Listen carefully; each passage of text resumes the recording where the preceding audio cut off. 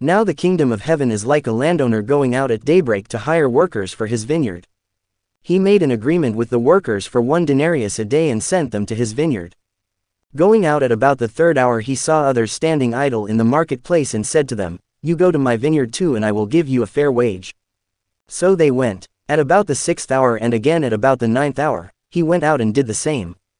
Then at about the 11th hour he went out and found more men standing around, and he said to them, "Why have you been standing here idle all day?"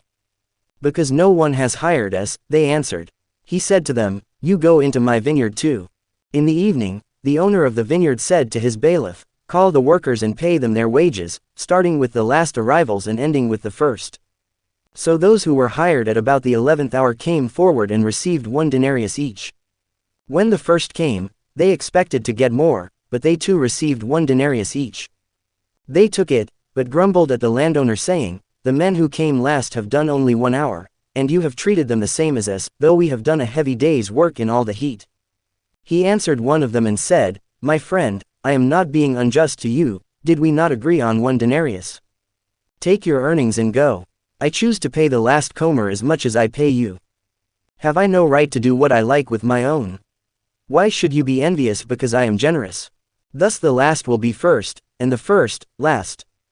Jesus was going up to Jerusalem, and on the road he took the 12 aside by themselves and said to them, "Look, we are going up to Jerusalem, and the Son of Man is about to be handed over to the chief priests and scribes. They will condemn him to death and will hand him over to the Gentiles to be mocked and scourged and crucified, and on the 3rd day he will be raised up again." Then the mother of Zebedee's sons came with her sons to make a request of him, and bowed low, and he said to her, "What is it you want?" She said to him, "Promise that these 2 sons of mine may sit one at your right hand and the other at your left in your kingdom." Jesus answered, "You do not know what you are asking. Can you drink the cup that I am going to drink?" They replied, "We can."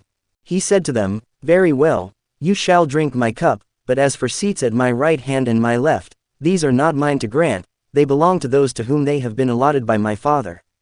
When the other 10 heard this they were indignant with the 2 brothers. But Jesus called them to him and said, "You know that among the Gentiles the rulers lord it over them, and great men make their authority felt. Among you this is not to happen.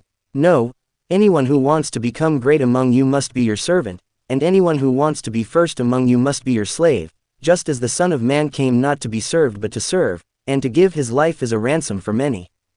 As they left Jericho a large crowd followed him.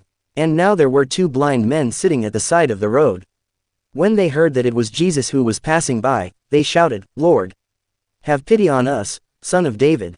And the crowd scolded them and told them to keep quiet, but they only shouted the louder, "Lord, have pity on us, Son of David."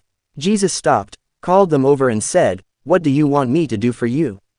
They said to him, "Lord, let us have our sight back." Jesus felt pity for them and touched their eyes, and at once their sight returned and they followed him.